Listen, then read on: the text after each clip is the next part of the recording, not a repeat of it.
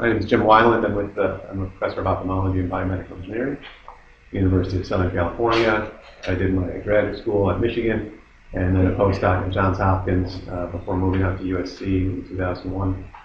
Dr. Nagel, who I met through an interaction with North Carolina State while I was at Hopkins, and subsequently he's through my involvement with a small business that he's also involved in. I'm like the academic partner for this SBIR company in Raleigh that Dr. Nagel's involved in. So that's how I got invited here, and he asked me to talk about systems integration, examples of innovative health products. Which really tells you nothing about what I'm going to talk about. So what I'm going to talk about is our work we've done with our Engineering Research Center, of the flagship project of which was retinal prosthesis for the blind, and then a couple spin-off companies that resulted from that. First, I'll talk briefly about electrical stimulation of nerves, just to kind of give everyone a floor knowledge about how we can electrically stimulate nerves and how that's a way we can actually control the nervous system to provide benefit to people with neurological disorders. I'll talk about the work, briefly some other work in the Biomimetic Microelectronic Systems, the MES, Engineering Research Center. I know that's Biomedical Engineering Society for a lot of people, but so there's a bit of a confusing acronym there. But it was our Engineering Research Center which just finished its funding from the National Science Foundation a couple months ago. Heard that running and belonging to ERC, it's kind of like an RV or a boat. You're real happy when you buy it, and you're really happy when you sell it. Right? So we're happy to get the ERC, but now we're kind of happy to be at the end of our time with them. Spin-offs. The retinal prosthesis is one of the main projects here, so I'll talk a lot about that. That's where my experience is. And then some of the spin-offs, improving improved electrode materials. The last talk was looked at carbon nanotubes as sort of a high surface area electrode. We developed a novel Platinum-Iridium electroplating process, which has some very desirable qualities for electrical stimulation applications. And then an implantable mini pump, which was developed by a colleague of mine. So this goes way back in the 1800s even. Some early scientists were learning that about the interaction of electricity with the human body, using frogs laid out on a table, and voltaic piles and primitive batteries, and even coupling lightning in some cases to try and stimulate the nerves. And what they noticed is that the body moved when electricity was applied to it. And Volta even put electrodes into his ears, and he noticed a bubbling sound. I don't think we'll ever know if that's the auditory nerve being directly stimulated, or there were really bubbles being formed because he was performing electrolysis inside his head. That's old school when you do the experiment on yourself as the first human subject, right? I'm not going to do that, and I don't advise that you don't have to prove anything, okay? You just go through the normal channel. All right. So very quickly, most of you probably know this, but for the one or two of you who don't, this is a typical nerve that has a cell body with dendrites and a long cable called an axon, and the axon branches in multiple places, and synapses to other nerve at a synapse here. And the way this typically works is an electrical signal through some type of stimulus, nerve input, or if this is a sensory nerve, it can hear, it can see, it can feel, it can smell. It reacts to other type of physical stimuli, and what it produces though is an electrochemical signal which travels down the axon and is transmitted to another nerve via synaptic, where neurotransmitter release, which is induced by this action potential. And then that chemical signal is detected here at the synaptic cleft, and that's how that signal passes from one neuron to another. The cell uses a changing electrical potential to send that signal. And that's how we're able to tap in, is by moderating that electrical potential by applying a stimulus from an extracellular electrode. I'll point out this is a relatively slow signaling time. This is millisecond scale. So when we talk about modern microprocessors in the gigahertz range, right, this is not what we're talking about here. The way the brain computes things the way as quickly as it does in terms of like object recognition, people recognition, is through massively parallel connections. So it's much more of a parallel processor than a fast processor. As I mentioned, with an extracellular stimulating electrode shown in the cartoon here, you can apply a current which then produces field lines in this conducting media, which is your body. And a ganglion cell, in the case of the retina, which retinal ganglion cell, which sits in that conducting media, is then, in some ways, an electrical system. This membrane has a resistance, this membrane has a capacitance. So as you apply this signal, current flows through and around this cell, and the end result is you depolarize the cell, which has a membrane potential, and you create, if you depolarize it enough through this externally applied electrical signal, you create an action potential or a spike. And through a recording electrode, you can also record that signal. So these are basic, stimulating electrodes and recording electrodes are fabricated in much the same way. We saw, again, an example of that in a nice talk that preceded this. Photolithography and micromachining are ways that are used to form these electrodes. The way that we stimulate nerves is through constant current stimulation, and this is important that we balance charge. So this is a biphasic stimulus pulse. The product of the amplitude and the time is the charge, and that product has to be the equivalent here and here. Otherwise, you build up charge, residual charge in the interface, which can lead to electrolysis. I show this as being symmetric. It's fine to use asymmetric pulses. If you've got a simple stimulator with just a few channels, you can put capacitors in line with your current drivers to ensure that no net DC actually gets out or accumulates on the electrode. If you've got a high-density stimulator, like a retinal stimulator, you can't put 60 capacitors inside a small package, which I'll show you later. So there's other ways tying all the electrodes to a single point. There's been some research done on using active charge balancing. There's the tricks you can use to balance the charge, but it's something that needs to be taken care of. This is typically what are these timescales? These are typically maybe 50 microseconds to 2 milliseconds, depending on the application.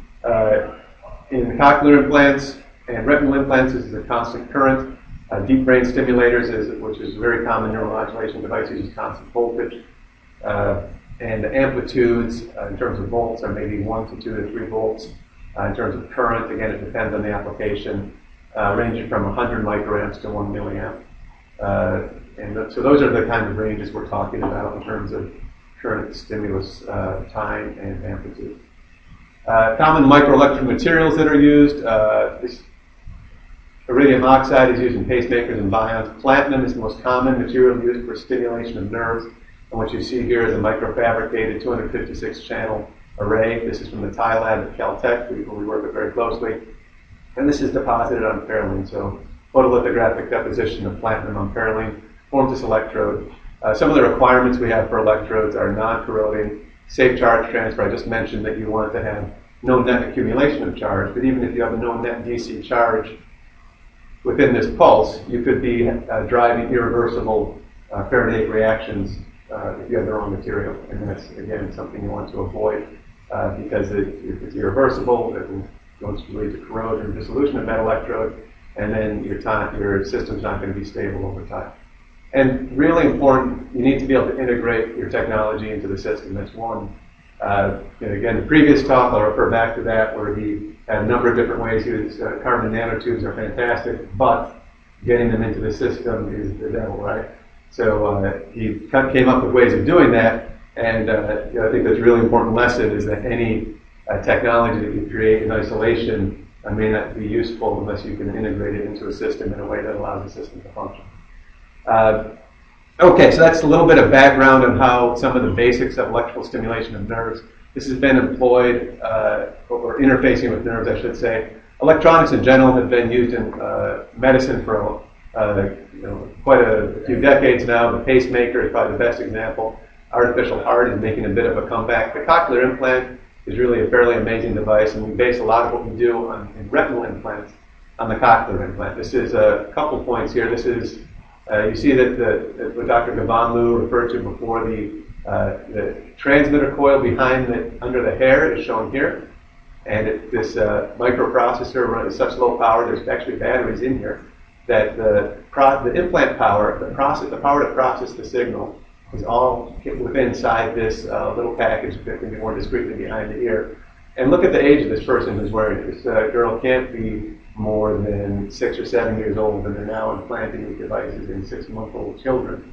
And that tells us that neural stimulation is safe for the long term, and that it's important to know the biology of the disease, because the reason they implant it in little kids like that is there's this developmental window for hearing that is very young. You start to acquire language at a very young age.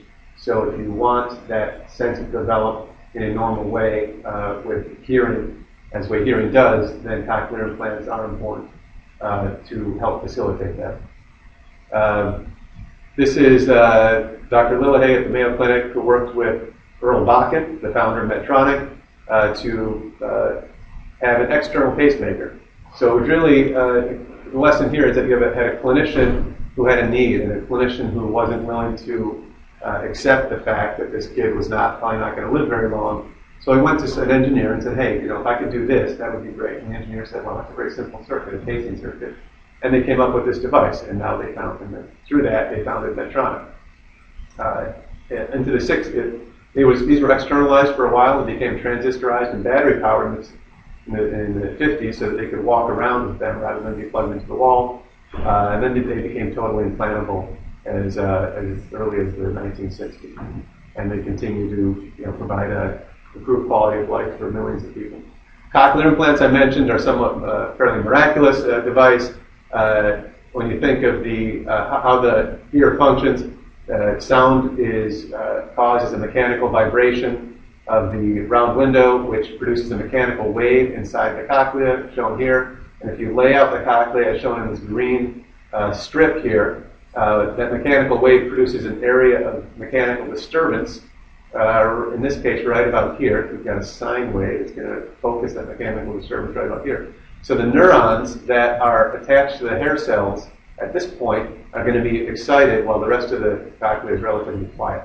So that's how, so it's organized as a frequency-dependent map. So by putting electrical stimulation electrodes into the cochlea, as shown in this X-ray here, we can stimulate high frequencies here and then decreasing frequencies as we get further and further in. Using 4 to 6 channels, 1, 2, 3, 4, 5, 6, let's say. So they actually turn some of these off. You can see 2 electrodes, 1, 2 here. They kind of overlap a little bit. And you've got 1, 2, 3, 4, 5, 6, 7, 8, 9, 10, 11, 12. This is a 24-channel stimulator. They don't use all of them. They use the ones that are most effective. But people can talk on the telephone with this. And what that means is I'm not lip reading. So if I'm having a conversation with you, I'm not looking at your gestures, I'm not lip reading, I'm just hearing sound that's coming through the telephone, and I can have a conversation when I would otherwise be completely deaf. And that is a testament to the brain's ability to adapt to new input and to learn how to use this type of artificial input. And people who have these, who have had regular hearing before, they say it doesn't sound like regular hearing, but I can understand it and use it. Right? So it's important to be able to focus on restoring these high-level functions. And here's some examples of cochlear implants. Some of these were shown earlier. Here's your coil. The trick they use to align the coils, which is critical to making efficient power transfer, is they put a small magnet right here. This is the implant. This is a gold wire. The coil is made of gold. They put a magnet here. They have a corresponding magnet here. And that helps not only hold it to the skin, right, so that the person doesn't need to tape it to their skin or sew it, but it helps align those coils properly. So now, and I agree with Massam that coil misalignment is a big deal, but that magnet helps align those coils so they can really optimize their system for that type of alignment. I'm sure they have some kind of spec for tolerance and misalignment, but it's not much.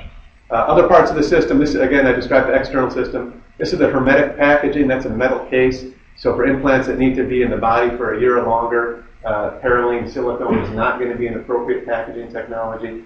You need to have metal and ceramic type of barrier. And then this is the electrode which goes inside the ear. You can't really see it here, but there's small bands of platinum which form stimulating electrodes.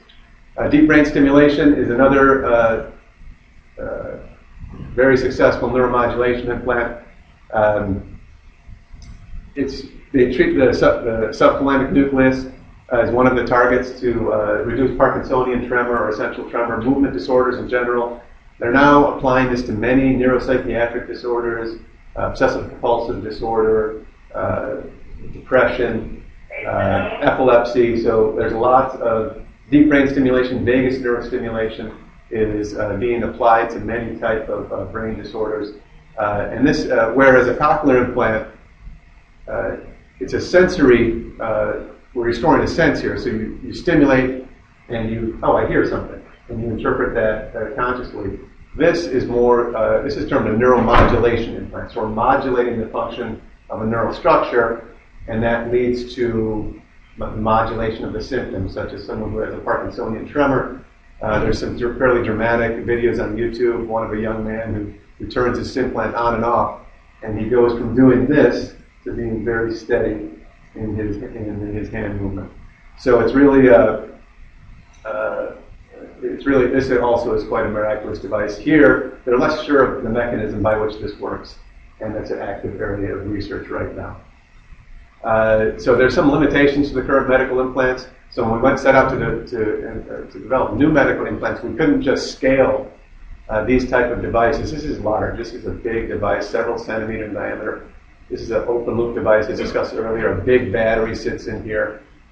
These are handmade electrodes, right? So we really couldn't, for a retinal prosthesis in particular, where you think of the number of pixels you need to create an image, we'll talk more about that later. Having a handmade electrode is probably not a good approach, and really limited in terms of how much you could scale this up. So we needed to invent some new technology and some new approaches, and that was really part of our mission of the BMES ERC. We know that if the human nervous system is damaged, it does not heal well if it heals at all. If you damage a peripheral nerve, there's a chance that that nerve could regrow and you could regain function after a few months. If you damage a central nervous system, there is very little hope to heal that the part that you've damaged. That function may be taken over through time, through relearning, so it is possible to recover some function, but the actual part that's been the part of the brain that's been damaged, a retina we know is part of the central nervous system. When that gets damaged, it doesn't recover. Traumatic brain injury is the signature injury of the recent conflicts in the Middle East. We've done a really good job of body armor of protecting the vital organs, but there's only so much you can do to protect the brain when someone is thrown about and they're slammed against a wall, right? So there may not be any penetrating injuries, but just the fact of that force of their body being thrown around can result in brain injury that you don't really see until they start showing symptoms. So we tried, our goal was to develop these biomimetic microelectronic systems, form high-density interfaces with the human nervous system to restore lost function. So this is a relatively low-density interface. This is maybe 1 to 2 centimeters, about 1 millimeter in diameter, and 4 interconnects, right? So you've got thousands of nerves that each one of these electrodes is stimulating. We need to form high-density interfaces so that we can more selectively stimulate nerves. I'm going to talk on one slide each on a couple projects associated with the ERC, and then I'm going to jump into the retinal implant. This is the work of Ted Berger's lab, and he calls it a cortical prosthesis, which is there's many types of implants that we try and put in the brain-machine interfaces. But his specific goal was to interface with the hippocampus, and what's unique about what he's doing is that typically people will develop a system to stimulate nerves or to record from nerves. His system does both. It acts as a bridge across a damaged part of the brain, in particular the hippocampus. Hippocampus has 3 regions, and it has a role in learning and converting short-term memories to long-term memories. Right. So so information comes into the hippocampus, it's modified and processed by the hippocampus, and then it goes to other parts of the brain. When that's damaged, you lose your ability to process this information. And what Dr. Berger's group is doing is developing a chip, which is not just a pass-through, it's not just a wire connecting this to this, but this is actually replicating the function of the hippocampus by implementing neural processing algorithms in VLSI. So that's the goal, and they don't have an implant yet, but they've shown with a rat model that they can restore memory that's been pharmacologically damaged. This is a cellular prosthesis, so the highest resolution you could get is a cell by cell, a neuron by neuron type of addressing. And what this involves is a nano artificial receptor system where they have nanostructures that are sensitive to light, and then those nanostructures can control this ion channel. So if this is the outside of the cell, this is the inside of the cell, the nanostructure, light of a certain wavelength hits it, and it opens up that ion channel and results in an action potential generation. This is a very popular approach to this is called optogenetics, where you can insert naturally occurring light-sensitive ion channels into the membranes of cells using gene therapy type techniques or electroporation. Here we're actually building the nanostructures from scratch, and we think that has some advantages.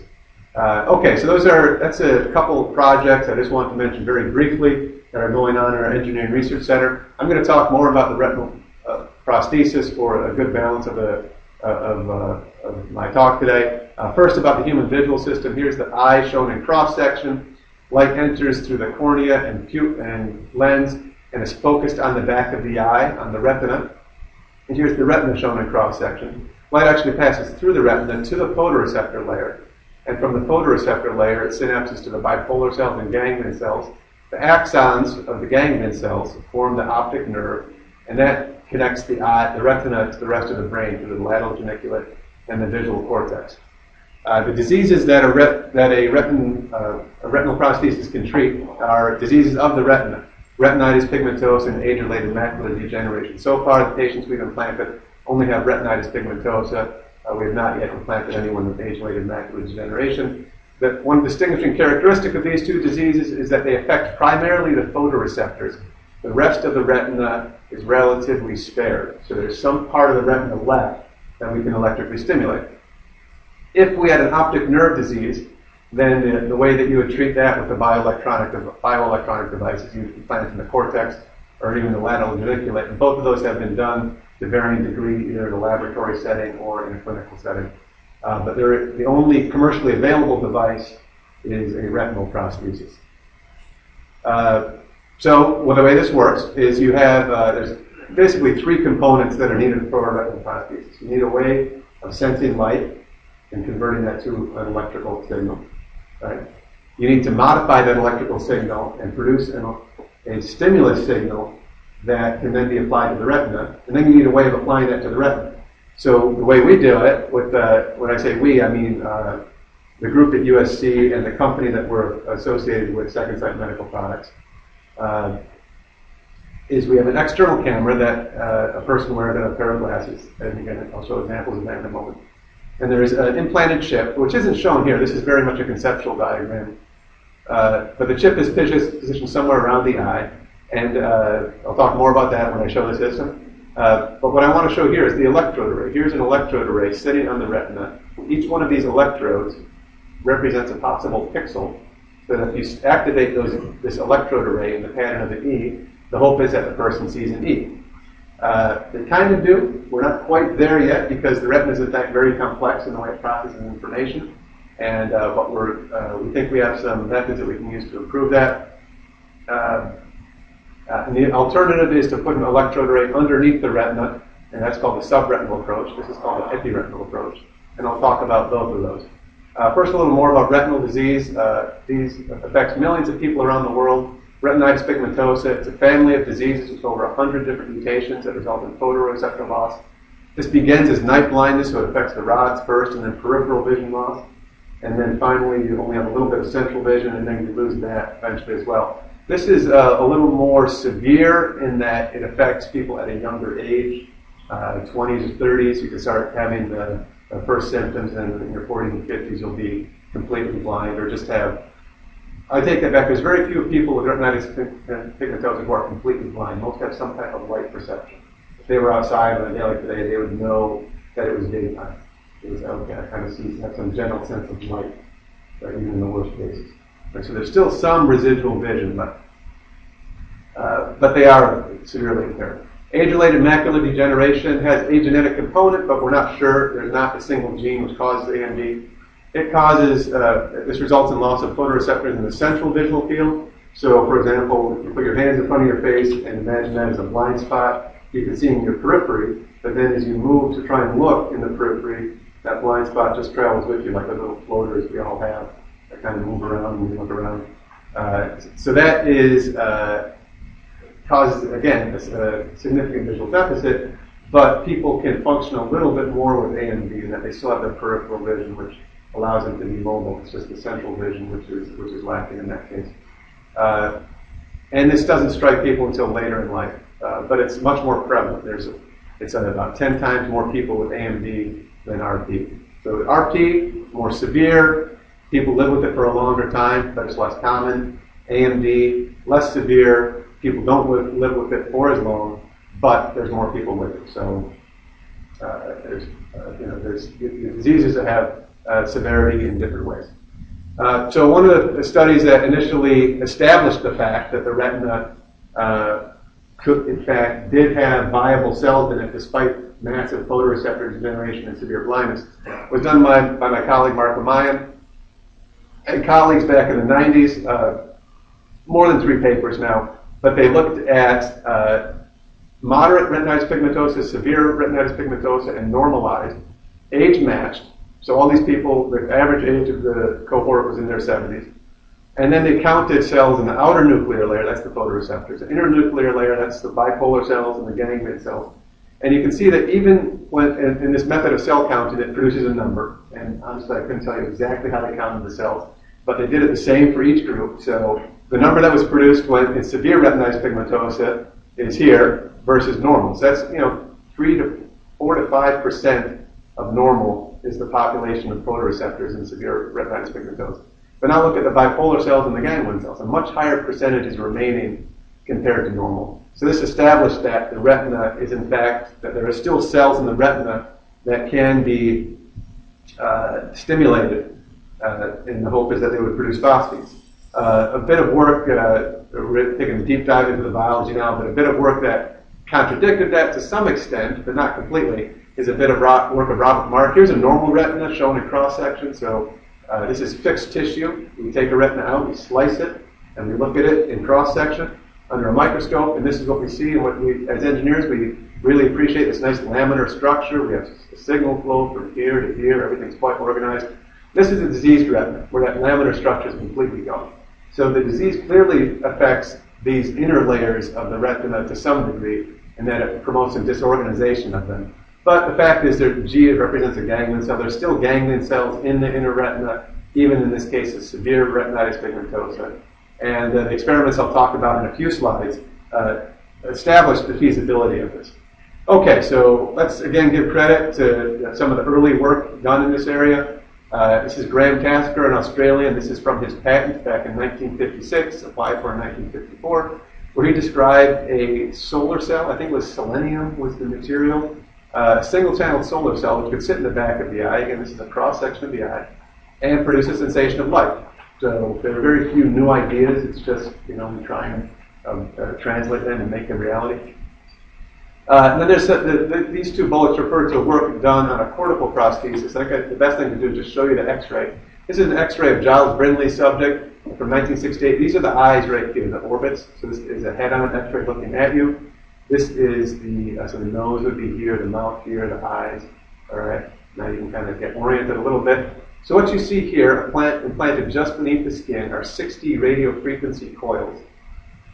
All right, and each one of these coils is connected to a wire, and those wires are bundled, and that bundle goes to the occipital pole, the back of the brain, which is the part of the cortex, which is which processes early vision. So V1. Visual area 1, V17, depending on how you like to label these things. That's at your occipital pole. And what you see here, kind of wrapping around the occipital pole, is these small dots. Those are platinum electrodes, which are the terminus point of each one of those wires in this bundle. So he had a cap the person would wear, and he'd activate those radio frequency coils on the outside, and they'd have a matching coil inside, and the energy that was coupled in would then go to the cortex, and that was kind of his the primitive design for his visual prosthesis. But using that, he showed that electrical stimulation of the cortex was perceived as light. It wasn't perceived as just some nonsense or some sensation or some fuzziness by the person. They saw light when this was activated. So that was important. That basic demonstration was important. What Weiland and his colleague Eugene Dewan, two retinal surgeons at Johns Hopkins, did to show that in the retina is they electrically stimulated the retina using vitreoretinal surgery techniques, which are minimally invasive, small incisions made in the eye, and then instead of a forceps, as shown here, they'd have an electrode positioned on that, and that electrode would then be moved around the eye, and they'd electrically stimulate the retina. Now, the trick to this is, which is kind of strange, is the person had to be awake while they were doing this. So on an operating room table, on their back, with only local, they go in local anesthesia here, but they couldn't block the whole eye because then the sensation from the eye would be blocked and they wouldn't be able to tell them anything. So a little bit of local anesthesia here, and then someone's sticking something in your eye, and you're telling them what's going on. So we had 17 people volunteer for this. I joined the group right about here. That's when I joined them. I think it was my second or third week on the job. And they told me the day before the surgery, said, "Oh, by the way, we need you to come to the operating room tomorrow." Yeah. So I figured I stayed a little late, learned how to use the system, and made sure I knew what I was doing. And I helped out on that a few weeks after joining them. But anyway, so these are the subjects. This is their condition, retinitis pigmentosa. We did a couple AMDs. Now remember, these are acute stimulus. Like this is acute. What that means is short term. The array's put in, 30 minutes later it's taken out. They're sewn up or closed up under general anesthesia. They give them a little general to kind of put a few stitches in the eye, and then they wake them up and they walk out of the room. So, but nothing, there's no implant left in this case. Right? But this is their condition, and in these people we were able to, again, create the perception of light. And they had a different, some colors. It's interesting. If we want to talk about color in the Q&A, we can. I'm not going to go into it. And then here's the charge that was needed, which is a little higher, but that's since gone down with the chronic implants. But anyways, the fact is that by stimulating the retina, these are all people who are severely blind. They were able to see things, and they made sense with where the electrode was positioned to. For example, if the organization of your visual field on the retina is, if I'm looking straight ahead, then exit sign is going to map to the inner part of my eye on the lower side, right? Because this is flipped both horizontally and vertically. So, in other words, if this was if they put an electrode in that same position on this person, they would report seeing something in the upper right part of their vision. And that's what they did. It made sense when we stimulated the retina where they reported the stimulus. So just again, a little bit more background on some of the other groups. There's a group at Illinois Institute of Technology and Utah. They've been on and off working on cortical implants for some time. There's a group at Belgium. He's since retired, Claude Verart, but they did an optic nerve prosthesis. And there's a whole host of chronic implant studies that have been done. And I'm going to talk mainly again about the work we do with Second Sight Medical Products. They are a for-profit company. I don't have any financial relationship with them in terms of disclosure, but I do collaborate with them quite a bit. So it's, I'm not a consultant, let's just say. I don't have an ownership interest, but I do collaborate with them. And then it's, you see a bunch of company names here versus universities. That's because these are clinical trials that are being put in people. So really, what needs, in terms of the engineering rigor that this takes, and the insurance, the liability, all these issues, these business issues, that's much better for a company to take those on versus a university. So I think we have complementary roles in that way. This is a company, Optobionics. They had a lot of press with their first 10 subjects who reported subjective improvements in vision when this artificial silicon retina, which is an array of microphotodiodes that was implanted under the retina. The notion is, let's just use the principle of a solar cell, lighted silicon. Silicon generates electricity. Electricity stimulates the retina the person sees. But it wasn't quite as it first appeared. And what was now we think was happening was that there was this chronic inflammatory effect that was going on because of the presence of this device underneath the retina. and the health of the retina was being improved because it was effectively trying to heal this wound that it thought had existed because we had put this device under the retina. All right, so there's just a chronic inflammatory response producing neurotropic factors. The retina is overall generally healthy, so the vision improved. It could also be a placebo effect. But really, people have done calculations. I'll cite Dan Palanker's work here, that even if the person was looking directly at the sun, right, with this device, then the microphotodiode, which is 20 microns in diameter, would produce about 40 picoamps. And I mentioned before that the stimulating nerves typically will apply 100 microamps to a milliamp. So this is orders of magnitude below what is required. So why doesn't this work? Well, one of the reasons it doesn't work is if you look at the way how a normal retina functions, the phototransduction cascade that occurs in the photoreceptors, a photon will hit photoreceptors, and then the biochemical cascade amplifies the power of that photon by 100 to 1,000 through the chemical reaction that occurs in the retina. And that amplification isn't happening here, right? It's one photon equals one electron, if that. Right? Nothing's 100% efficient. So this was really a non-starter to begin with, but again, there was some initial excitement around this. Quickly, a company in Germany, Intelligent Medical Implants, implanted 7 subjects with a 49-channel device. And they did some testing, but really it was a fairly limited clinical trial. This is the Argus 1 prototype. This is the first device we worked on with Second Sight. It was actually a modified cochlear implant. So when Professor Galvani showed that slide before, showing the implant behind the ear, that's because it was a modified cochlear implant. And what we changed is the length of the cable and the electrode that was actually in the eye, which I'll show you in a minute. Obviously, we're not going to put a spiral electrode in the eye. We made a flat two-dimensional electrode. This was done as a safety study. It was never meant as a commercial device, and it didn't turn into one. It was implanted in 6 subjects at USC between 2002 and 2004.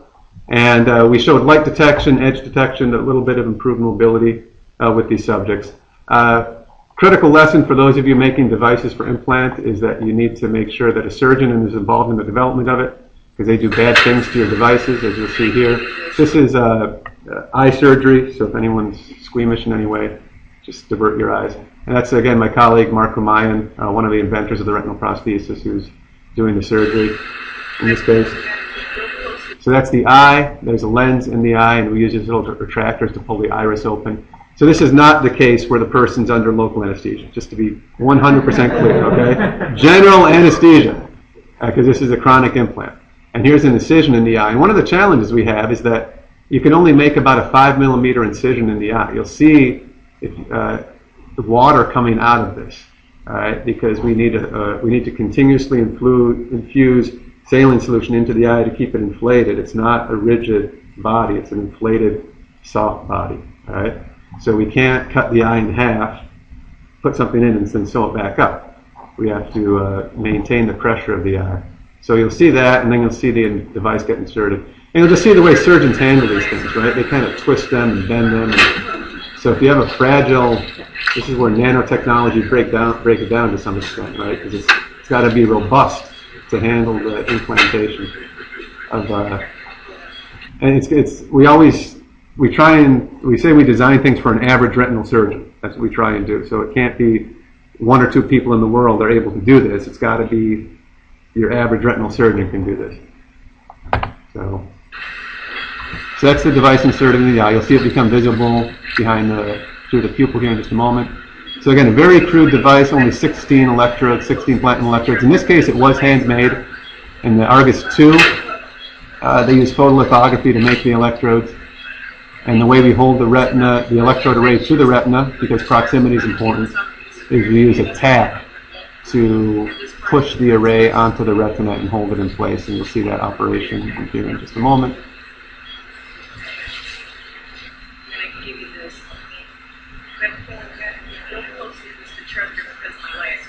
So that's the device implanted on the retina. So this is just again a feasibility study.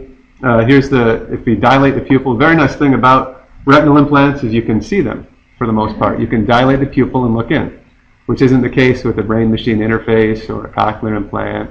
You can see the retinal implants. You can use a technique called optical coherence tomography to make measurements with 2 to 3 micron Z direction resolution about how far away your electrode is from the retina. So you take pictures, you can document changes over time. So that's a somewhat an advantage of implanting something in the retina. So here's 2 arrays implanted in the retinas of our first 2 subjects. Okay, I think I have to use this. Okay, so that's the Argus 1. And again, what we showed there is that someone using that device standing against here could probably see this in the outline of that. And the Argus 2, I think, is slightly improved over that, though well, we'll talk about the Argus 2 in a minute. Okay, this is a group that Retina Implant is the name of the company. They're a German group, and they're developing a subretinal prosthesis. There's a lot of stuff on here, so let's just walk through this. I'm going to spend a little more time on this because they're probably the other significant effort. But there's an effort in Australia now that is gaining some steam recently, but this is the other significant group other than Second Sight Medical Products. The subretinal approach, they have they enter the eye through the sclera and actually go underneath the retina and place their subretinal chip, as shown here. What they first implanted was a device with a percutaneous connector. What that means is that this end of the device, of this device, came out from behind the ear and was connected into. I'm not sure what it is. Okay. I think I hit that one. And that was connected to test equipment to provide power and to do some diagnostics.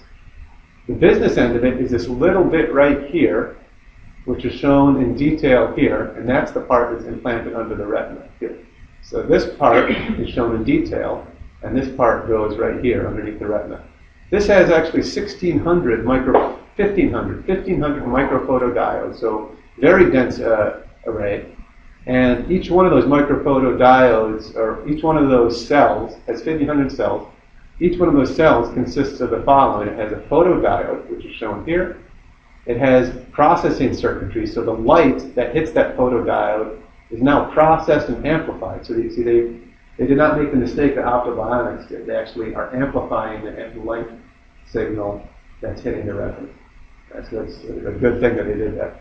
And then they have an electrode to connect, to deliver the stimulus signal after it's being processed. So photodiode, again, the 3 elements. They detect light, they convert light into an electrical signal, except they do it right here on this chip. They process that electrical signal into a signal that can be then applied to the retina so that it's effective. And then they have an electrode that applies the signal. So those are kind of the 3 elements of a retinal prosthesis. This is one of the patients. They've since moved to a wireless device in that it still has a long wire here, but they have a wireless module that sits behind the ear, right, shown here, and then they still have a long wire that runs into the eye. And that's their device. And what they've shown, here's describing some of the testing they did. They had people look at what's called a Landau C. So that's a C, as you see right here. And what they will do is they will change the size of that and the gap, and then they'll rotate it to one of 8 directions, equally spaced directions. And the ability of the person to tell what quadrant or what direction that gap is in tells what the visual acuity is. You can imagine as that C got smaller and smaller and smaller, eventually you would see it as an O, especially if your vision is poor. So the ability to tell that direction of that gap is the Landau C. Similarly, grading acuity. They made these lines closer and closer together until the person could no longer tell the orientation of the lines. They had moving dots and then the position here. So these are just describing all the different tests you see here. This is light. Is the light on or off? Location. Where is the light? Where is the wedge of light on the wheel here? Motion. There's moving. These dots are all moving in the same direction. Which way are they moving?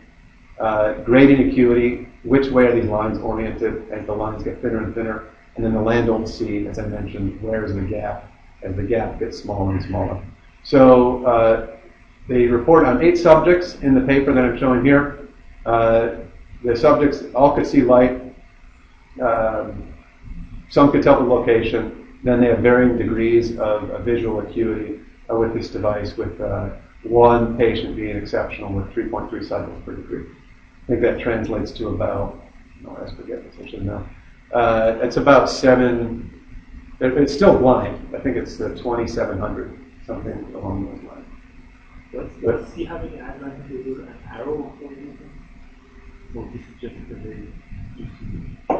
it probably does, but it's it's a standard. It's even for not for retinal prostheses. These tests were not created for retinal prostheses. These were our standard light assessment, visual acuity assessment tests. So it's a good idea just to apply standard tests. Okay, so they showed some success, and then also letter reading. I don't show that here, but they did report letter reading with the device. And now, importantly, their latest trial, which they haven't, the latest device, which they haven't reported on in great detail yet, does not require this percutaneous connector. So this is the commercial version of this device, and I think they've just received a CE marking so they can sell this device in Europe now. One problem they do have, which is a cautionary tale for the previous speaker, is that they use polymer to protect this, and it fails after a year typically. So they need a better packaging scheme, a way of protecting this from the saline environment of the eye if their device is to last longer than a year. And that's a challenge they're facing. Okay, so now about the Argus 2 clinical trial. These 32 subjects at 10 centers in North America and Europe. All subjects see phosphine through the system. They use the system at home. It has a mobile camera system. And the results I'm going to talk about were published last year in Ophthalmology. Here's the system. Again, it's approved by the FDA. Has a 6x10 microfabricated array. You can kind of make it out here. This is the glasses worn by the subject. There's a camera right here. Here's the glasses and the video processing unit, which is typically worn on a belt, or they have a strap that they can wear it around the shoulder. It runs on a battery, so again, this is the person walked around with this. This video processing unit processes the information from the camera. The coil transmits, this is a primary coil which transmits power and data to an implant. Here's the implant. The electronics are inside this electronics case. Here's the receiver coil, which matches to this transmitter coil. So all of this sits outside the eye, underneath the conjunctiva, or the skin of the eye. And then this microfabricated electrode array goes into the eye and is tacked at the back of the eye, just like the other ones. Improved mobility, letter reading in the majority of subjects. For example, when this is a touch screen, we ask them to point to the square without the system on, or with the system off. These small dots represent where they're pointing relative to the location of the square. With the system on, they can put their finger much closer to the square. In general, here's some data from all the subjects. 27 of the 28 subjects tested performed better with the system on versus off, where a lower number is better than a higher number. Direction of motion, so a bar moving across the screen is a little bit more challenging. They have to tell us the direction at which the bar is moving, not the direction of the bar, but the way it's moving. So with the system off, again, this is sample data from Johns Hopkins. They were basically guessing as to the direction. A perfect score would be all the guesses right at 0. So the way we get this number is we take the actual direction of movement and we compare it to the direction that they swipe their finger on the touch screen, and we make an angle between those two directions. And we plot the angle. So if they were exactly correct, they would get 0 difference between the angle that they swiped and the angle that the bar was moving at. With the system on, they're much more clustered around 0. And again, this is a little more challenging. Only 16 of the 28 subjects performed this test better with the system on versus the system off. One of them actually did better with the system off, which is when we say better, it's statistical, right? We do a statistical test. They're never the same, but the differences are statistically different. So yeah, we didn't know what's going on with the subject, so maybe they were confused by the electrical stimulus. But anyway, still, more than half are better with the system on versus off. This is a door task where a door or a line task, where in one case we asked them to find the door, and we changed both their starting position and the position of the door. And the line task, where we have them walk a straight line, we found that if we left the door in one place, or if we used a straight line, that became too easy for them. So we started using lines that had changed direction and moving the door. In terms of the door test, what we noticed here, again, with the system off, they started getting good at just finding that location in the room, because the door was always in the same place. Here, when we started moving the door around, their scores went back down with the system off, whereas they're usually able to find that quite well with the system on. And that's don't underestimate the importance of just being able to find a door like that. Someone can avoid going downstairs or running into something using a cane, but it's very difficult to find that door if you're standing over here. A cane doesn't reach quite that far, and even if it does, you can't tell the difference with a cane, whether that's a door or something else. But you can, using what you know about a room, these are all people who have seen before, they can scan around and say, okay, I think I see something over there, I bet that's a door. So that orientation for a blind person is really, really important to get them headed in the right direction. And then with their cane, they're able to guide themselves in a much more useful fashion. Okay, so there's the follow the line task again, better. So let me show you some videos of what they can do with the device. This is the line task.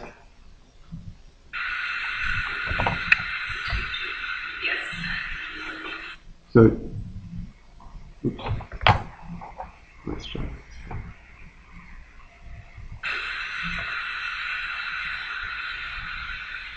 So her job is to follow that line. She's lined up slightly to the left.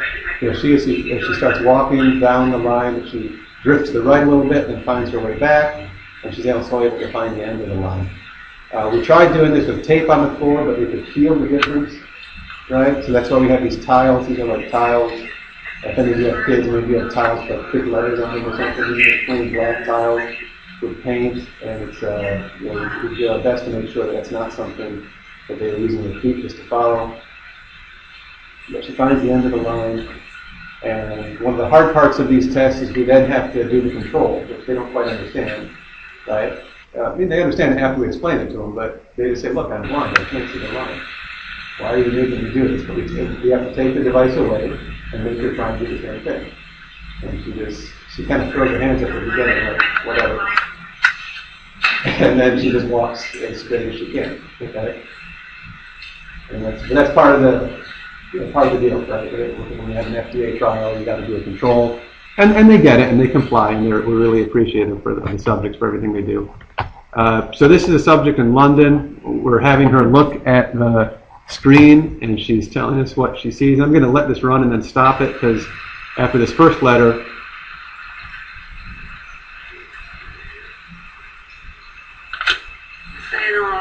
Yes.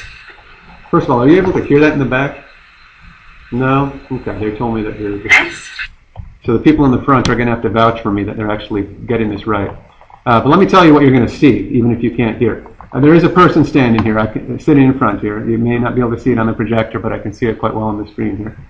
And she's looking at these letters, and what you see on this panel is what the camera is seeing. And what's striking about that is the narrow field of view that the camera has, because again, we have a limited incision we can make in the eye that limits the size of the implant we can put in. So we can only cover maybe the central 20 degrees of field with this electrode array. What you see on this display here is the pattern of electrodes that's being activated. So a 6x10 array. Again, what you'll notice is that it's not, she can't see this entire letter all at the same time.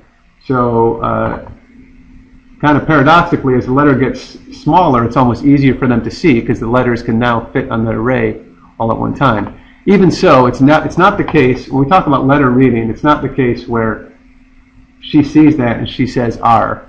She looks at this and makes a judgment that it's an R based on what she remembers an R looking like and the fact that there's a line here and a curve here and a line here. So it's still probably more pattern recognition guessing versus this subconscious knowledge that this is an R that everyone in this room has. So, but I'll just let it play. Yes. And I'll just kind of stand close to this and maybe you'll be able to hear. Has this gone smaller? Yes. No. Yes.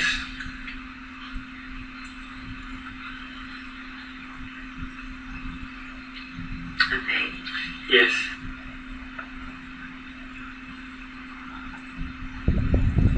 Okay. Yes.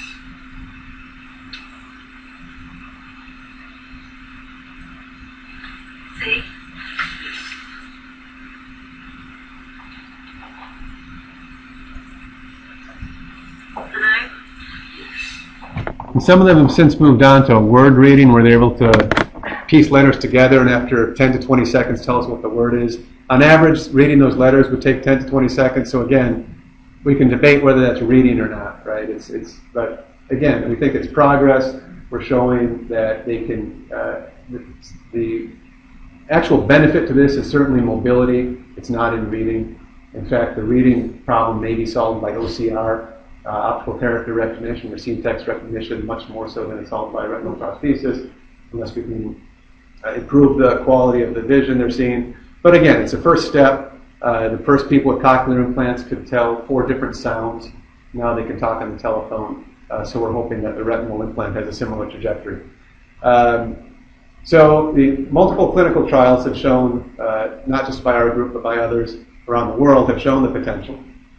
Safety of stimulation and implantation is adequate. So it was very informative being part of this clinical trial. I was central to it. I certainly was able to was part of the group. But they have an independent data safety monitor who analyzes the safety data and gives the FDA his opinion and says, yeah, this is safe. Of course, there's going to be adverse events that happen during the clinical trial of a new device.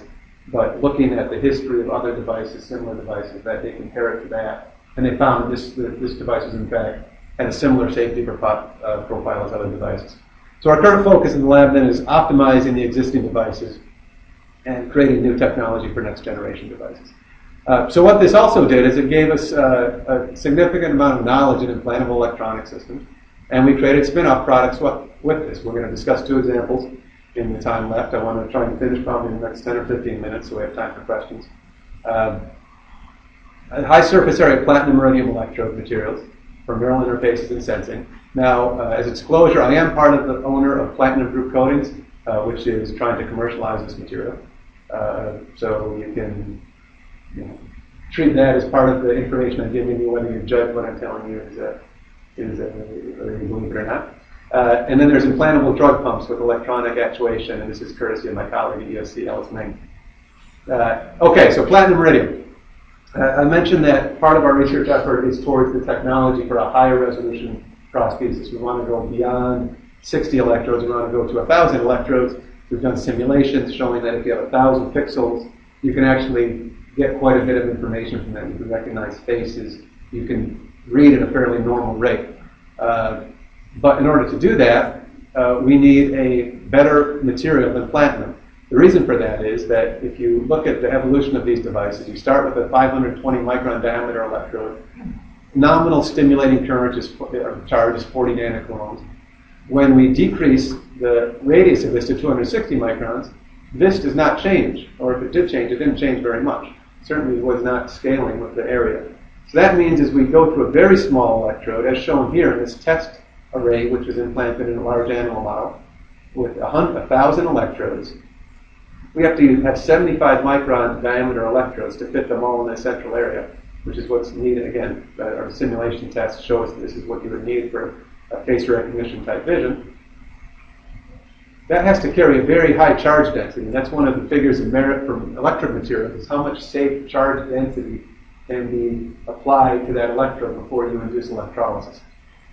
And platinum is not going to get us there. So we established this project several years ago of improving an electrode material, and what we came up with was an electroplating process that gave us a high surface area platinum-iridium alloy. We wanted it to be mechanically stable. Some of you may know about platinum black, which is an old method used to increase the surface area of a platinum electrode. It does that quite well. It increases the surface area. But oftentimes lead is used in the plating solution, so you end up with a trace of lead, which you don't want to put in the body. And it's mechanically unstable. You can wipe it off with your finger. So platinum black would not be an appropriate technology for this, because again, you saw what the surgeon does to your device, right? Grabs it and shoves it into the eye. And platinum black would fail. So we needed improved mechanical stability, which is why we wanted to alloy with iridium, which is a very stiff material. We needed to improve the charge injection limits. This needed to adhere to the base electrode. We wanted it to be simple. We don't want to heat to 650 degrees centigrade, quite honestly. We thought it would be best if we had a room temperature process where we could apply it to as a post-processing step to make electrodes already. So what we came up with, I'm not going to go into details on the methods, because honestly those are best known by the postdoc who's in our lab now, who developed it as a graduate student. But again, it was an electrodeposition technique. Some of the variables that he used, and I'll give him credit, Arts and Petrosian's, the chemical concentrations, the bath temperature, sonication was applied, and then the potential limits and the deposition rate, where these are the variables that we developed. Some of these we're trying to, or somewhat the property of the company. But we were able to then produce 60-40 platinum-iridium films. Work by others have shown that this combination is actually highly electroactive. What you see here is what's called a dense film. This has improved impedance and charge carrying capacity. This is what we call the rough film, which has a significantly improved, even greater than the dense film, charge carrying capacity and very low impedance, but so not as good mechanical stability, because as you can see, the structures here are very small. We are able to show that this can be deposited at a fairly controlled rate. This is the thickness of the film, and this is the deposition time, so that's fairly linear. Here's the impedance spectra, so this is frequency, this is impedance modulus, this is the series resistance regime here. So as this begins to increase, is the lower frequency at which you see this increase in impedance is indicates that you have a higher surface area.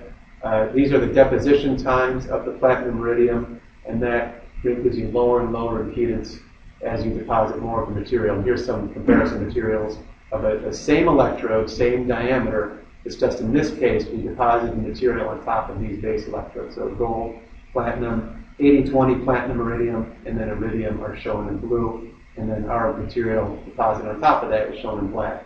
Cyclical tammetry, we have increased charge storage capacity. X-ray surface characterization shows the composition of platinum-iridium. And importantly, we performed nano indentation where we compared our film versus the base material, and found that our film was the platinum-iridium was actually stiffer and more mechanically robust than base platinum. Here's a voltage response after 180 days of pulsing. We see a response to a stimulus current. We see a very low voltage being developed across the electrode. So this is the voltage across the series resistance, this drop right here. When you see the difference between this point and this point is the voltage across the electrode.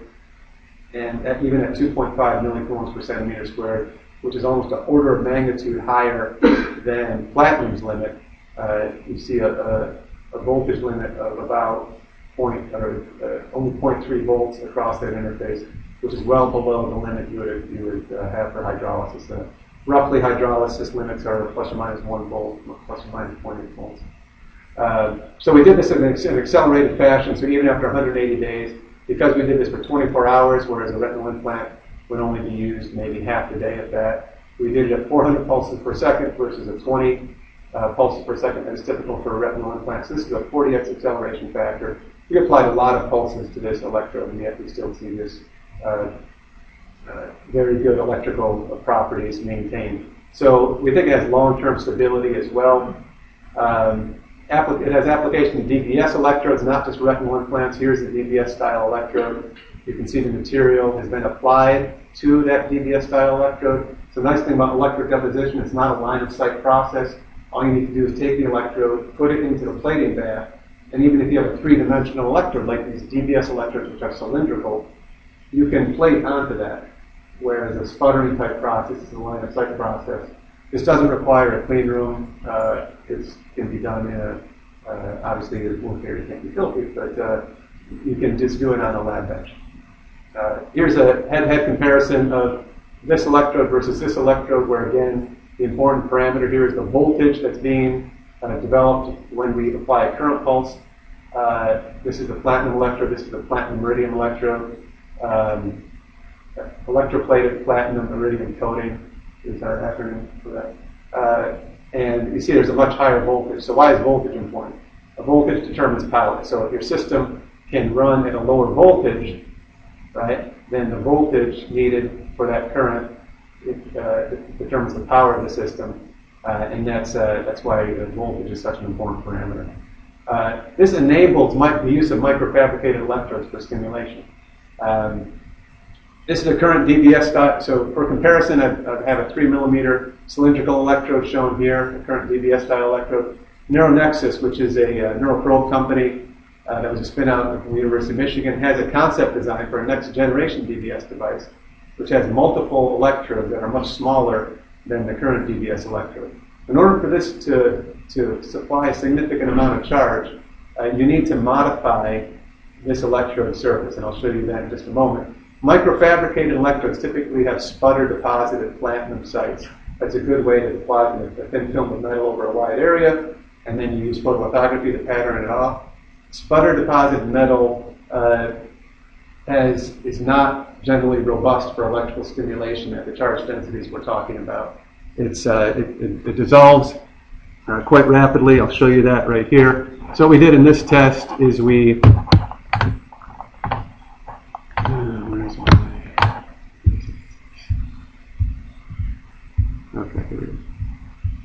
applied the same electrical pulse to this. These are two polyimide electrodes with platinum traces and platinum sites. And on this electrode here, we modified it with our material. And this electrode is unmodified. And we applied the same current pulse to the middle electrodes on both of them. And you see that this almost immediately begins to dissolve. Hydrolysis. Don't think I can use this when I have a video playing. So I'm just going to let it play. And the material actually starts to dissolve. You see the black cloud of stuff coming from around the electrode. Whereas our electrode, the electrode that's been modified, shows no changes. Right? So it's robust to this stimulation and robust to long-term stimulation. So I think this is really an enabling technology for microfabricated electrodes to be used for neuromodulation applications. And it's an electrode, so it can be used for sensing. It can be used for neural recording as well. So that's one technology that spun out of our efforts to develop a high-resolution prosthesis. Another is implantable electronic drug pumps, and I'm going to do the best I can to describe this, but it's not my work, so please bear with me. But there's many diseases that are amenable to drug treatment. In fact, there's some thought that retinal prosthesis could benefit from a combination drug therapy that keeps a part of the retina healthier, and then electrical stimulation in order to provide a functional signal. Age-related macular degeneration, the current standard of care, is repeated injections of anti-VEGF drugs into the eye. So every month, the patient goes in, gets injected into the eye, and then that slows the progression of the disease, and that's the case with many diseases. And oftentimes, systemic delivery of drugs is inefficient, possibly even harmful. We talked about that with chemotherapy. There's lots of passive drug delivery systems. You may have heard of like the Azmet pump, which is a reverse osmosis system, which or just dissolving drugs that dissolve slowly. But they can adapt to different conditions. So there's reason to want an active drug pump. So the main principle by what this works is electrochemical actuation. In neural stimulation, we try to avoid hydrolysis. In this case, they try to achieve hydrolysis, because what hydrolysis does, it allows them to expand this bellows here, you see, so when they're doing the electrolysis, these bellows expand, the reservoir, what's in the reservoir is now forced out the catheter, and you produce an aliquot of drugs coming out. So that's the basic principle, is you have interdigitated electrodes, you have water, you apply an RF signal, you RF power this, and you produce electrolysis, and then you produce drugs out of this reservoir. Some of the features they've added, in addition to the electrolysis reservoir, is a refillable reservoir. So they have this is a silicone, or at least has a silicone portal with drug refill ports. So if this is positioned under the skin, maybe with some kind of illumination, you can find those drug refill ports, and just with a needle you can go across and refill it. It's not something you can do at home probably, but again, if you can avoid getting incision and implantation, if you can just have injection, that's a benefit. Small form factor, scalable form factor, all the way down to 0.1 cc's, and again, wireless operation. So some of the work they've done here, again, is percutaneous refill you see, a valve catheter, so putting a valve at the end to prevent backflow into the drug reservoir. So here's some of the data that they produced. They apply currents and the flow rate increases, so they show that they can adjust the flow rate, which is very important, right? They've shown that they can provide bolus administration.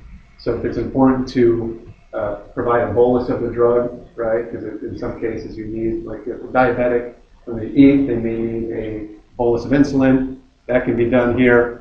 And similar to Dr. Galvani's system, where they have in a research animal, and you have this platform, they've developed a platform that a research animal long-term can run around on, and they can activate this from time to time. And that's shown here. So the drug pump is in the mouse. You can kind of see the outline of it here. Over the right shoulder. Yeah, probably up here, actually. And then they can, I guess this is anesthetized, but in theory, you could have it moving around on the base station. And they also put for a control, they put a catheter into the intraperitoneal space. And then what they did is, this is the injection profile, right? And they did photon counts, and I'll show you that in just a minute, of a drug called luciferin. So this is not really a therapeutic drug. It's just a way to show that you are able to put this chemical into the body. If you just inject it, this is the profile you would get if you inject it into the intraperitoneal space. Using the pump, you get a similar profile. So they're able to, without a transcutaneous catheter, they're able to deliver a similar profile of drug. I think that's generally what this is saying. And what they show here is that they can light up this tumor, which is this mouse, I believe a transgenic mouse, which it forms tumors spontaneously. They can deliver the drug, and the drug attaches itself to the tumor based on the type of genetic manipulation that's been done in the mouse. The main point is that they're able to, using this implantable drug pump, they're able to show that they can administer without doing injection, without, wirelessly in a controlled fashion. So really, this is builds on some of the wireless technology, some of the micromachining technology that's been used in the development of a high-resolution prosthesis, but it's been repurposed here for drug delivery. Okay, so this is my last slide, I believe. So bioelectronic systems right now, they're treating neurological conditions such as deafness, movement disorders, and blindness, with varying degrees of effectiveness, but there's FDA-approved devices for them, so there has been some demonstration of them being effective. For visual prosthesis, we really need to invent new technology to increase both the number and density of contacts with neural tissue. So rather than 60 pixels, we need hundreds, if not 1,000 pixels, to create a rich scene that the person can then take full advantage of. While we're doing that, it's very helpful for us to identify these technologies which can be used in other ways. These materials technologies, the drug delivery pumps, there's other things we've been doing. But really, it's when developing this high-resolution system will have benefits outside of visual prostheses. Thank you.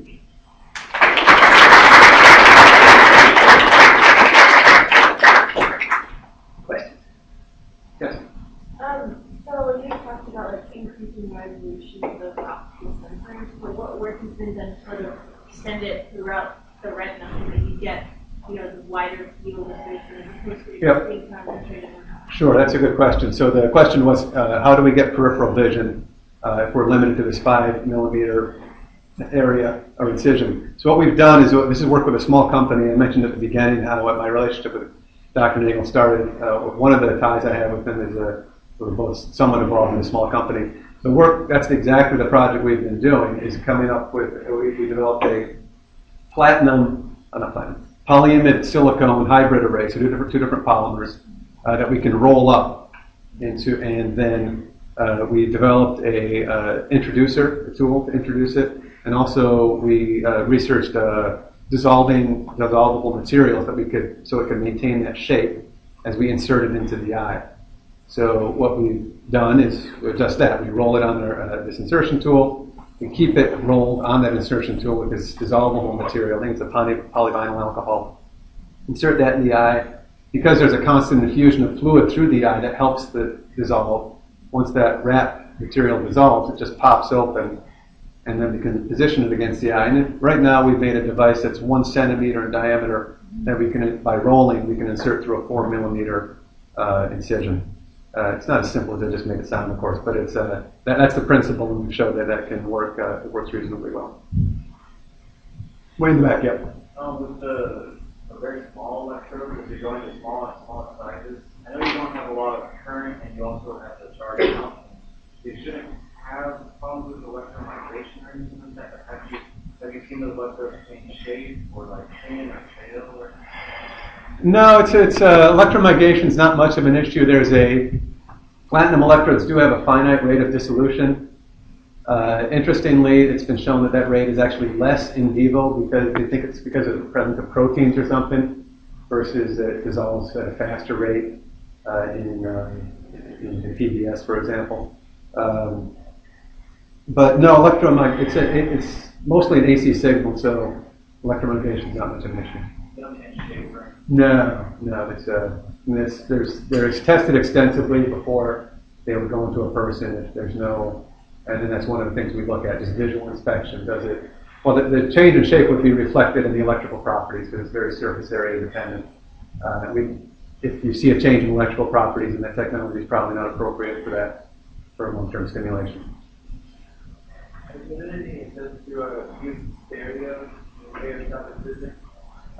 What we've done with stereo so far is not so much have 2 retinal implants, but use stereo cameras in order to provide extra information. So again, this is a very complex thing. I mean, look around you. Think how much visual detail is coming into you right now versus how much information I would actually need to get out of the room, right? I mean, you just do that thought experiment. What I need to know is I go about this far, and then I turn left, and then I go there, and then I turn right. And really, you could do that just with a few little beacons of light, right? And so one of the efforts towards making the retinal prosthesis function better is on the computer vision side. Is how do you take away all this unnecessary detail? Like, let's say I want to know where's Masam, and I put that into my smartphone, which is talking to my retinal implant. I really like to know where Masam is. Then it highlights over here, and then I can look at Masam and talk to him face to face, which is an important social skill for that blind people will express to us. Is they'd like to be able to look at who they're talking to, even if they really can't see them. It affects their professional prospects, socially. So there's lots of aspects that we can improve upon, even with just giving them a little bit of vision, orientation of their head, orientation of their translation and movement. So that's where stereo is being applied, not so much with electrical stimulation at the current state of technology that we can provide depth perception, rather the use of 2 cameras to get a sense of where things are and then figuring out a way to convey that to the person. Yep? I read somewhere that there's some sort of non-linearity in terms of the sensing, and it's a little more complicated than originally thought. Oh, yeah. Are there ways that that's eventually as it grows? How about So there's non-linearities in several ways, I guess. The retina, the way the retina processes information, for example. The brightness is probably logarithmic more so than, and our ability to distinguish differences is probably a logarithmic scale more than linear. We need to still, there's still optimization we can do with the way we're stimulating the retina and the perceptions that people have. If you think about 60 electrodes in a 6x10 format, if each one of those electrodes were acting as an independent pixel, not interacting with the other, you should be able to see an L or an R or a T pretty readily. It shouldn't be as hard as it is. So we think that there's some, we know that each one of those building blocks, each one of those pixels is seen a little bit differently. And in some cases, they interfere with their neighbors. So getting control of that is important. Part of that's surgical. Part of it is the fact that if you have your retina here, it's not the case where we can put our electrode ray flush against the retina every time. Sometimes it's tilted. You don't have all day to be in there mucking around in the eye. You've got to you got to close it up eventually, or the person's not going to make it, or they're going to make it, but their eye's not going to make it. Okay, so you can't be in there for 8 hours fine-tuning that position. So you got to put the array in. Wherever it happens to lie best is where you're going to leave it. And for the most part, we can get it pretty close to the center of vision, but the fact is there may be some misalignment. Now you can imagine if my fingertip is a stimulating electrode, right? If there's a current coming out of that, that's going to be spread out quite a bit, even more so as I get further and further away from the retina. It's looking looking through glasses that have mist on them or fog on them or something. The vision's going to be less clear. So there's definitely a surgical issue and an engineering issue, making a device so that the surgeon has more flexibility in placing it perfectly. But even then, even the devices that are placed very well, each one of those electrodes is not giving us an identical signal. And part of that is due to the fact that sometimes you're stimulating retina that's more peripheral versus central. That peripheral retina has a different role than central retina. So there's some nonlinearity spatially, at least, is that the peripheral retina is more about attention and has a bigger receptive field. The central retina is more about forms and patterns. But even taking all those differences into account, we need to get better control of those individual pixels so that we can piece them together so that people can make quicker judgments about what they're seeing. So yes, there's nonlinearities in a number of different ways. Yes? Oh yeah, thank you. So we made some observations during the clinical trial that patients would report color. And then a group over in England, Manchester mainly, but also Paris, started looking into it in some detail. And what they found is that by manipulating the pulses per second, or the rate at which you applied the stimulus, you could create different colors in people. And in fact, even if you did one electrode, if you activated 2 electrodes that were spaced fairly far apart, you could get 2 colors at the same time. It was reproducible within a subject. So if you took those same stimulus parameters and the subject came back a week later and you applied those stimulus parameters, they saw blue again, for example, using the same stimulus parameters. Then you change it and maybe use different stimulus parameters, they'd see yellow. And it would, day to day, would be reproducible within that person. But if you now took those stimulus parameters and went to another person, it wouldn't produce the same color. But that's not that big a deal, right? I mean, we can program the external system, and it's just another information channel we have. I mean, kind of a fallback position some people talk about with retinal prostheses is, okay, let's say we can never get it to the point where we're seeing forms with this just because the retina is too complex, vision's too complex. Can we instead create icons and use information channels so that Massam, for example, what's your favorite color? Blue. Blue. So he would be blue, flashing at a very pleasant rate. So Massam's my friend. If I wanted to know, I know Massam was in front of me, that would be the symbol for Massam. So more of a symbolic language, right? And but then there's learning involved, and it's less effective than just tapping into the natural visual pathways that they've developed going through the developmental period. So that color gives us another information channel that we may be able to use. We're still hopeful that we can get to the point of seeing, what we want to see. Alternatively, there's this notion of using symbols or icons to convey more information, and color might be a possibility for doing that. Yep. What has been the longest duration one of these devices used by a patient, by you or by other groups in Europe or in Australia? So it's been us. We've had a patient implanted since 2004 who came in for testing and he still uses the device as late as this year. So that's 9 years. That's Argus 1 patient. Argus 2 subjects have been implanted since 2007. Our first patient at USC was done in 2007. I think actually 2006, but it might be 2007. And so this is designed as a permanent medical device. They've done lifetime testing. They use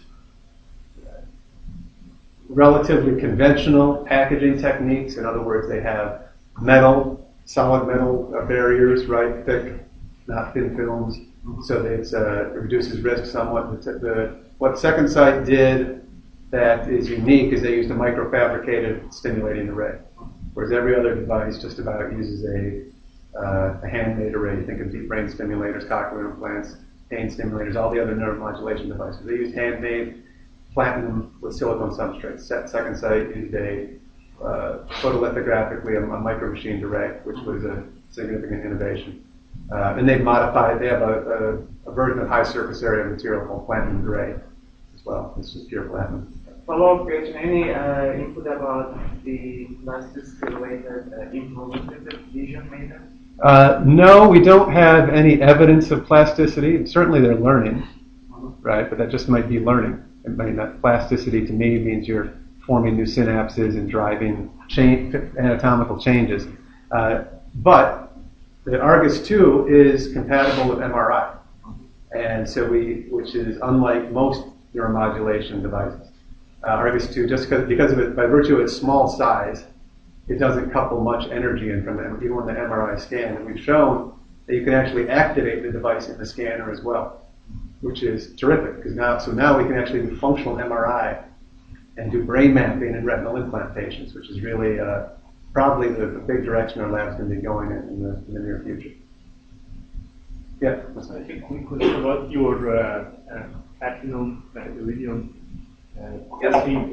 How does it compare with the famous iridium oxide coating? And the related question, whether you have done long-term biocompatibility tests? It's comparable, if not better, than iridium oxide, depending on whose iridium oxide and whether it's biased or not. But it's certainly comparable, like I said, if not better. We have not done long-term biocompatibility testing, but we just received some internal funding from USC's Coulter program, which you're very familiar with the Coulter Foundation, I'm sure. But USC has a Coulter program, and so that's going to pay for biocompatibility testing of that material. There's Platinum-Iridium electrodes which are used in people right now. It's just the surface roughness, which is a question. And also a question is, does the reaction, the tissue reaction, the encapsulation, does that negate any of all of the advantages of this material? And it might, and that's what we're going to find out. And is the process and recipe proprietary, or is it going to be in your publication? It's proprietary right now. Yes.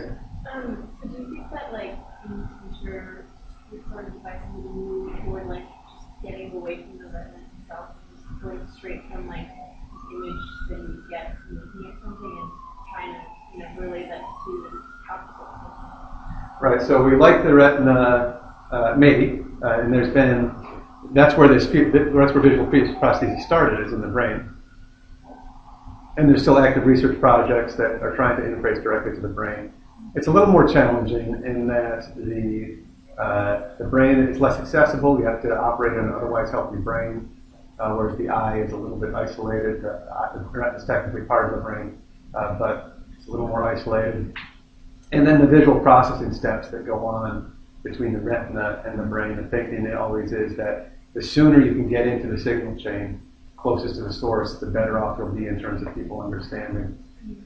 We do hope to, one advantage that the Retina implant device has over the Second Sight device is that the imaging chip is in the eye. So as the eye moves, the camera moves. And that's an important part of vision, right? You see by scanning, integrating, and coordinating your ocular motor system with your visual system.